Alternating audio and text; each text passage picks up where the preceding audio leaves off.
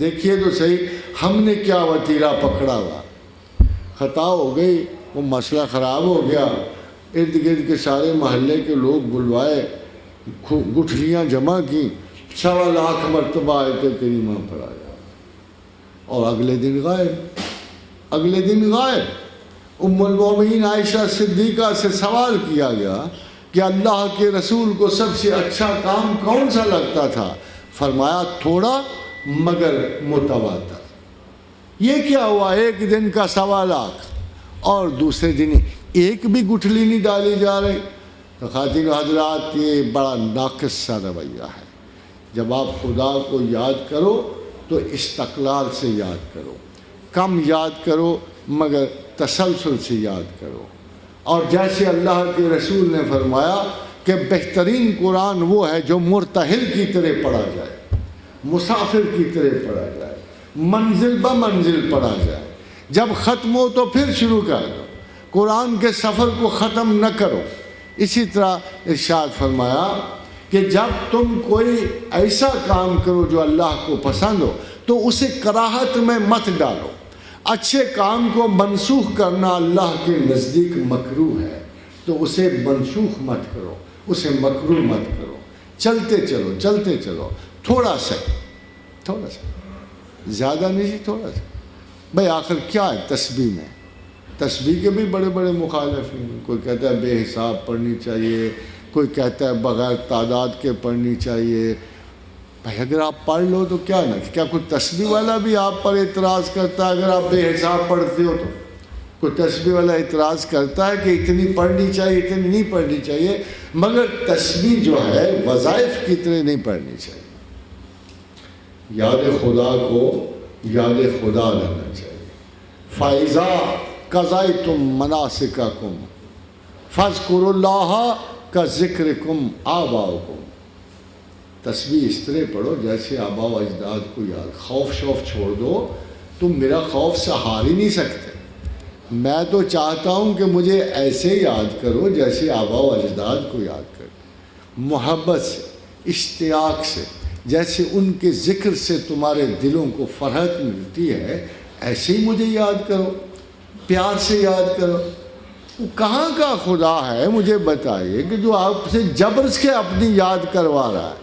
وہ تو بڑے پیار اور ان سے کہہ رہا ہے آپ کو فَإِذَا قَضَيْتُم مَنَاسِكَكُمْ فَاذْكُرُوا اللَّهَ كَذِكْرِكُمْ آبَاءَكُمْ أَوْ أَشَدَّ ذِكْرًا. ترجیح رہے گی. یہ نہیں اللہ پسند کرتا کہ آپ کو اسے ترجیح ثانی پہ لے جاؤ.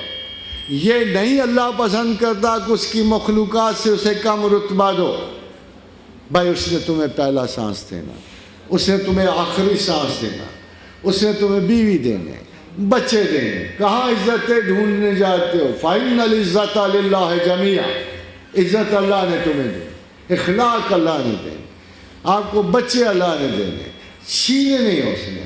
جب تمام تر اختیارات کلی اللہ کے ہاتھ میں ہوں گے تو پھر کیا آپ کو نہیں خیال آتا کہ آباء و اجداد سے وہ زیادہ مہنگا ہے, زیادہ قیمتی ہے, زیادہ بڑا ہے؟ آپ کو خیال نہیں آتا کہ سفارشات دنیا سے بڑا تعلق اس کا ہے؟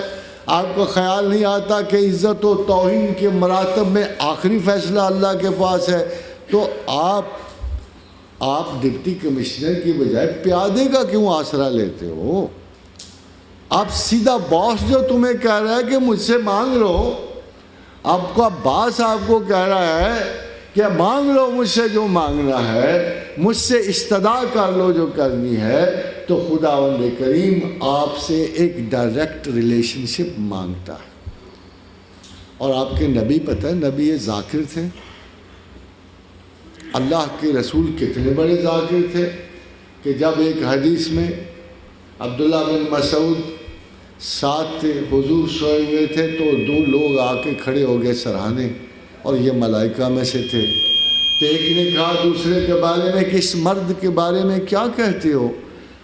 تو دوسرے نے کہا عجیب ہے کہ ان کی آنکھیں بند ہیں, یہ سوئے ہوئے ہیں مگر ان کا دل خدا کی یاد میں.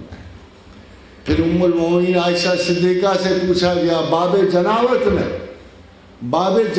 میں پوچھا گیا کیا اللہ کے رسول اس حال میں اللہ کا ذکر کرتے تھے؟ فرمایا وہ ہر حال میں اللہ کا ذکر کرتے. بڑے طریقے، کوئی بین جو نہیں ہے، کوئی بندش. بھائی نماز قید ہے، کسی نہ کسی طریقے میں قید ہے، انداز میں قید ہے، وضو میں قید ہے، مقام میں قید ہے، مگر ذکر نہیں ہے.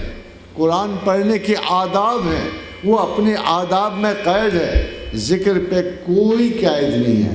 وَاذْكُرُوا اللَّهَ قِيَامًا وَقُعُودًا وَعَلَىٰ جُنُوبِهِمْ، کھڑے بیٹھے کروٹوں کے بل، اونچ نیچ، جس عالم میں ہو. اب آپ کو فرق بتاؤں کس کس عالم میں.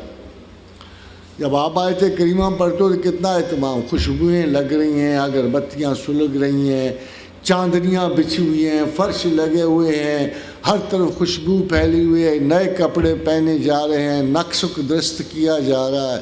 کسی فضول مداخلت کو آپ پسند نہیں، ایسے لگتا ہے پتہ نہیں کیا واقعہ اور حادثہ پیش آ رہا ہے.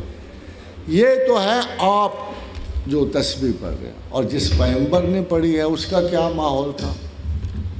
مچھلی کا پیٹ، عفونت، گندگی، غلاظت. اور یہ بھی کوئی نہیں کہہ سکتا، یہ بھی کوئی نہیں کہہ سکتا کہ ذنون پہ اثر نہیں ہوا. جب مچھلی کے پیٹ سے نکلے تو بدن گلا ہوا تھا، اور بڑی دیر تک کدو کے بیل کے سائے میں اس لیے رہے کہ تاکہ وہ زخم بھر جائیں جو مچھلی کے پیٹ میں ان کے جسم پہ پڑے تھے.